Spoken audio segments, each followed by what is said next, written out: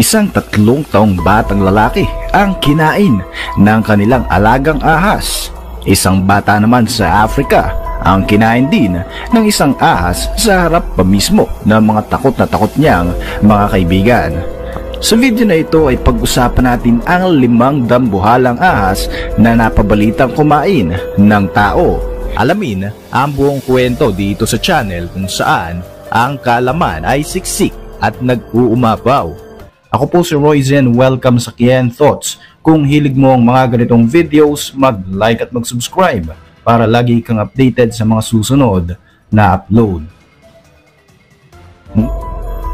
Maraming mga tao ang takot sa ahas, pero alam mo ba na mas kinukonsidera pala ng ahas na threat o banta sa kanila ang mga tao kaysa bilang prey o pagkain nito? Gayunpaman, maraming mga insidente at mga reports tungkol sa mga higanting ahas ang kumain ng tao sa iba't ibang panig ng ating mundo. Ayon sa pag-aaral ng mga eksperto at base na rin sa mga reports, ang ilang mga species ng ahas na kumakain ng tao ay ang African rock python, Burmese python, green anaconda at ang reticulated python. Kaibigan, narito ang 5 insidente o pangyayari kung saan kinain ng dambuhalang ahas ang isang tao. Number 5. South Africa. Noong 2002, isang 10 taong gulang na batang lalaki ang nai-report na kinain ng isang malaking African rock python sa Durban, South Africa. Ang buong pangyayari ay nasaksihan pa mismo ng mga kaibigan ng batang ito. 3 oras na nakatago ang mga ito sa itaas ng punong mangga at doon ay kitang-kita nila kung paano kinain ng buong-buo ng ahas ang kanilang kasamahan. Ayon sa kwento ng batang nakasaksi sa pangyayari, sa estima nila ay aabot sa 6 na metro ang haba ng ahas na ito. Nilingkis muna ng ahas ang kanilang kaibigan at nang wala na itong buhay ay tsaka ito nilunok. Ang insidenteng ito ay nagbigay ng takot sa residente ng Durban. Naging interesado naman ang maraming snake experts tungkol sa kasong ito dahil ito ang unang beses na napabalitang kumain ng tao ang species ng African rock python. Sinubukang hanapin ng ilang mga residente ang naturang sawa kasama na ang mga local police, subalit nabigo silang matagpuan ito. Number 4. Venezuela. Noong 2008, isang zookeeper naman ang nai-report na napatay at muntik pang kainin ng isang Burmese python na inaalagaan dito. Nagulantang ang mga empleyado ng Caracas Zoo nang makita nila sa loob ng bunganga ng python ang ulo ni Eric Arrieta, isang zookeeper at estudyante na ilang araw na ring nag-aalaga sa naturang sawa. Napag-alaman na pinakawalan pala nito ang sawa sa kanyang kulungan. Malas na lamang at nakagat siya nito hanggang sa nalingkis na nga siya at napatay. Sinubukang paluin ng katrabaho ni Arrieta ang 10 feet na sawa upang bitiwan ito ang ulo ng biktima, pero huli na dahil patay na ang lalaki. Ayon sa management ng naturang zoo, binaliwala ng lalaki ang patakaran nila at walang paalam na pinakawalan ang sawa.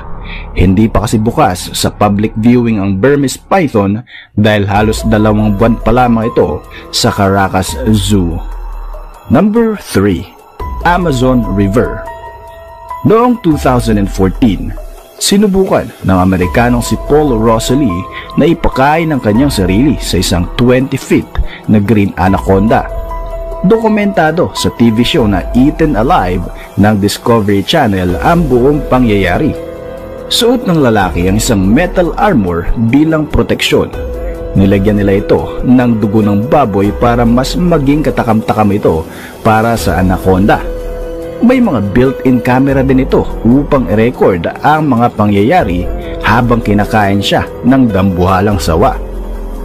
Ilang saglit ay sinubukan ng lingkisin ng anaconda si Rosalie, pero makalipas lamang ang ilang minuto ay humingi na ito ng tulong dahil pakiramdam niya ay parang mababali na ang kanyang mga braso. Agad namang sumaklolo ang medical team ng grupo upang alisin ang lalaki mula sa pagkakalingkis ng sawa. Naging kontrobersyal ang epic fail na stunt na ito ni Paul Rosalie at naging usap-usapan at katatawanan nga din siya sa mga dismayadong manonood ng Discovery Channel. Number 2. United States. Noong 2010, isang nakakalungkot na pangyayari ang naganap sa pamilya ni Rich at Lisa Shaw. Ang kanilang 3 taong gulang na anak kasi kinain ng kanilang alagang 20 feet na Burmese python. Ayon sa kwento ni Lisa sa isang interview, malapit daw ang kanilang anak na si Zach sa higanting sawa. Hindi naman daw nagpakita ng pagiging agresibo ang ahas kaya kampante sila. Pero bago ang naturang pangyayari, aminado sila na ilang buwan lang ang nakakalipas ay una na palang kinain ng python ang kanilang alagang aso. Hindi naman makapaniwala ang mag-asawa na mawawalan sila ng anak at alaga pa mismo nila ang may kagagawan. Iniwan kasi nilang naglalaro si Zach kasama ang ahas na si Joss. Nang makauwi na si Lisa sa kanilang bahay ay hindi na niya natagpuan ang bata. Nakita niya na lang ang kanilang alagang Burmese python na tila ba kakakain lamang. Doon nga ay nakumpirma niya na kinain na nito ang kanyang anak.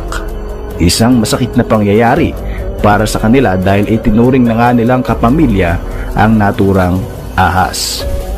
Number 1. Indonesia.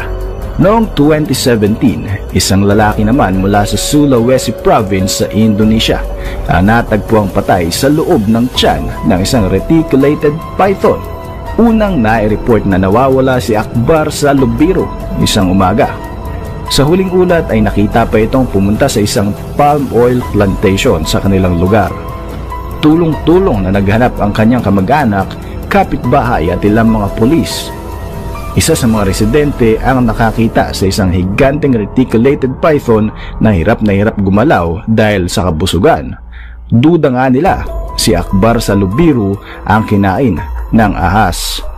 Upang makumpirma, kinailangan pa nilang buksan ang tiyan ng ahas na ito at doon nga ay nakuha nila ang wala ng buhay na katawan ng lalaki. Ito ang kauna-unang reported cases ng isang reticulated python na kumain ng isang buong tao.